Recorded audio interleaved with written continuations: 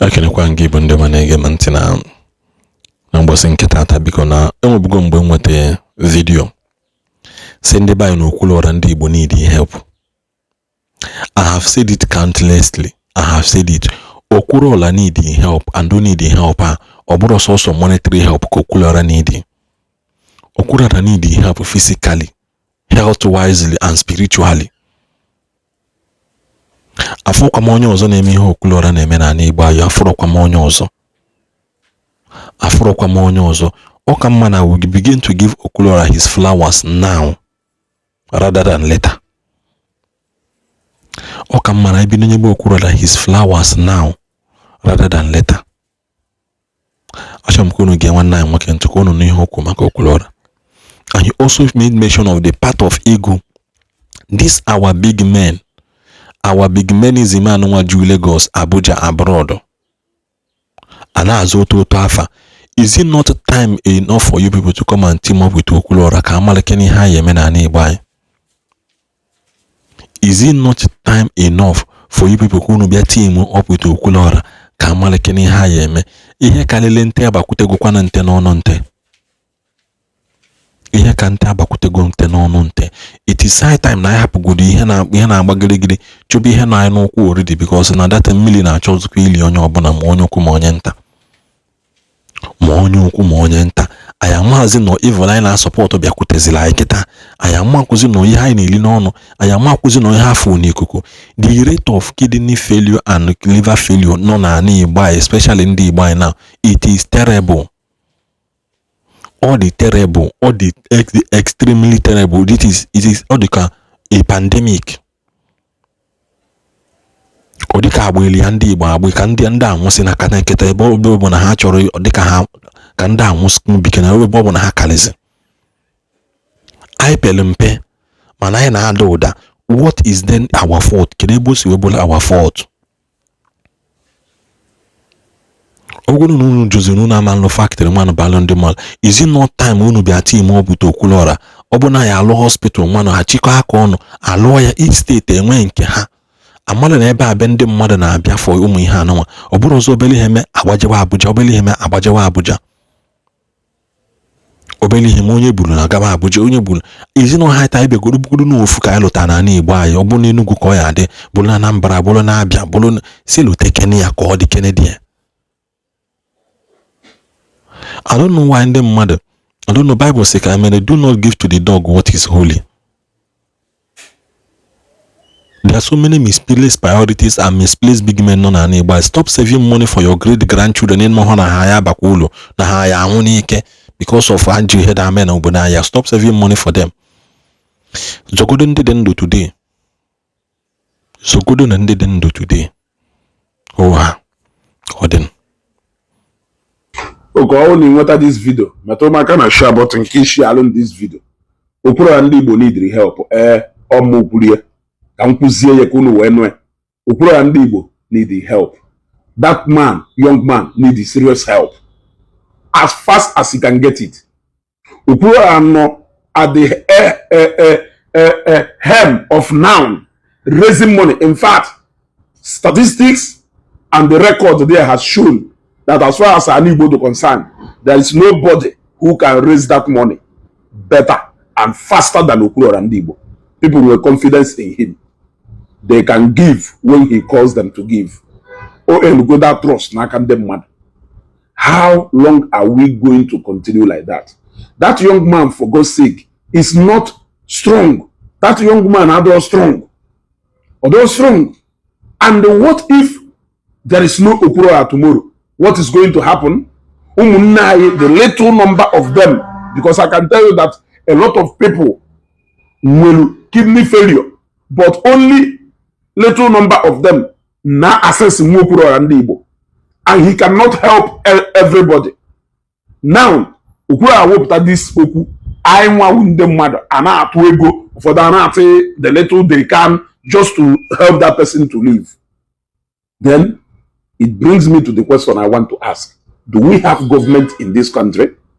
Do we have government? Do we have working government? Do we have government that can listen to people?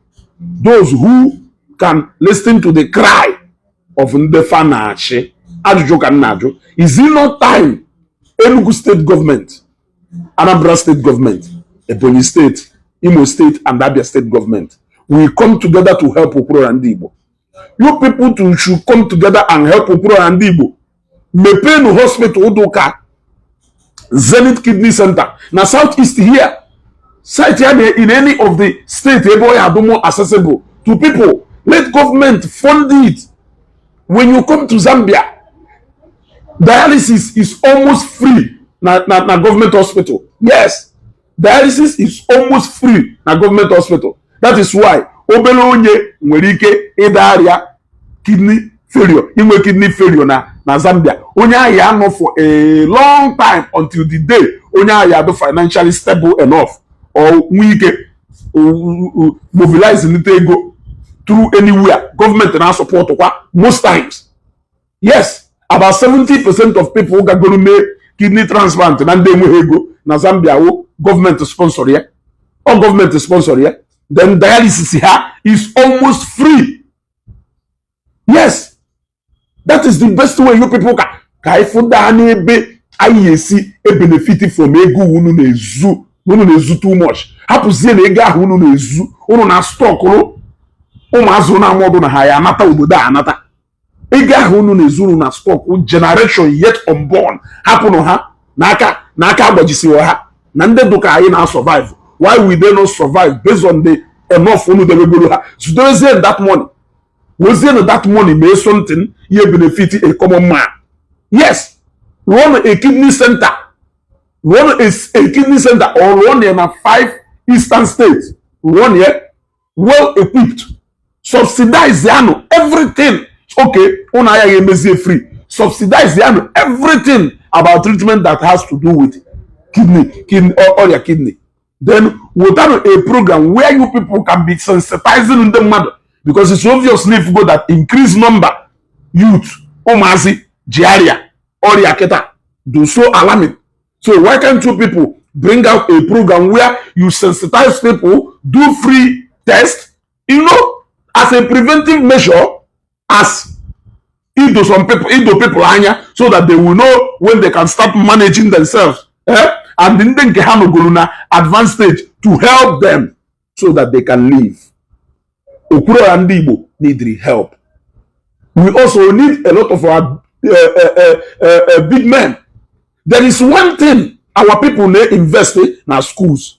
Our people need invest in hotels. Our people need invest in so many even real estate. But one thing our people are there like invest in is hospital. That is why with the number of billionaires I win in Southeast, Southeast in AJ, Zenith Kidney Center, na Abuja, those dialysis machine, and a lay ago that somebody cannot set up a kidney center na Southeast, equipped very well. Yes, and they equipped there very well. See me pay more like a GoFundMe account to link here to that hospital so that people can be donating. Nde amalaka ICMA onye condition here nwelu ko osu we na ado or ebe nwelu accident victims or if let government sign it so that everywhere onye ife duka a na-eme ebe ndị ọcha ndị na-donate organs ha a na-eme ebe ndị ọcha ịghọtago emepe GoFundMe account eme in such a way that some people can voluntarily donate, even family members can donate and all these things ka e wee nwe ike na-azọ ndị be anyị ndụ. Nekwonu ka ọrịa kidney gbuchasịa n'alụ ndị be anyị. Nekwonu ka ọrịa kidney gbuchaa n'alụ ndị be anyị. A na-ekwu ya na-achagharị anya. Si mepee about 4 or 3 kidney centers do very active, well equipped na Southeast. Mepee a GoFundMe or charity account for that hospital so that people can be donating money. Ka na-enwe go stand by so that every patient na-abata as our patient ya ndụ. People can freely donate their umeju or any other organ. You gotta go on or stand by. Ka ya wee nwee such case. Ka Okwuluora Ndigbo je zuo n'ike. Okwuluora agbagwana mbọ among ka ya adu n'olu echi niile achụ Okwuluora afụ he So ụmụnne anyị nwekpọsịcha ma akwụ n'ọkwọ just a percentage, a little percentage of people na-arịa ọrịa n'ala Igbo ndị na-access Okwuluora Ndigbo. Over so many others who cannot access him. There are also thousands of them that he cannot help because of and every day on some ego. He can only do the best he can and leave the rest for God. Now, obiting him 3 able young men not down at the same area. Now, na Zenith Kidney Center Abuja, ego haji webi eba ha gugo. Ana yokwu ego ka ndị mmadụ kiri ife kpatara na enweghị ike iseti up gọọmenti rụọ ya ka awa billionaires anyị na isi na-donate si mee campaign ahụ ọfụma so that they will see the need to be donating there. Even people like us can be putting in the little we can and they donate here. Enwe ego in advance. I know that name will a lot of problems, but Igbo bụ ike anyị kọsịa mamịrị ọnụ ọgbọ ofufu. Okwuluora Ndigbo need help. At this time, government, let me tell you, Bendocha and the further Western countries and African countries, a lot of foreign they na all big men. Obodo na manage government ifa. Or they wouldn't do also na Nigeria eba. Also na Nigeria eba. Ilo na Zambia. If owner that has to do with treatment of malaria will free. Free go or free go. And the further sickness is free. So even in Nigeria, you edition. Even better that our government cannot build a quality kidney center in Southeast. No alarm. An actual abada plane where they were Zenith Kidney Center Abuja. Onye du mela ayefa. Onye mela ayefa. Na ndị mmadụ ya dey think if ha need government is supposed to provide the need of its citizens. E make sure no bulletproof cars na agbagharị ebe niile na-alụgheri nonsense enwe isi anọkọta alụ gọọmenti haus si na na-emepe gọọmenti haus maka na ụlọ nke unu bi na ya ebi gbara ọkụ. Ụlọ nke unu bibu na ya ebi gbara ọkụ anọkọta ọrụ ofu nkanka office complex a na-ewesti ego na-alavish ego na nonsense hapụ necessary and primary things ndị nọ n'obodo n'idiri. But I blame our youth.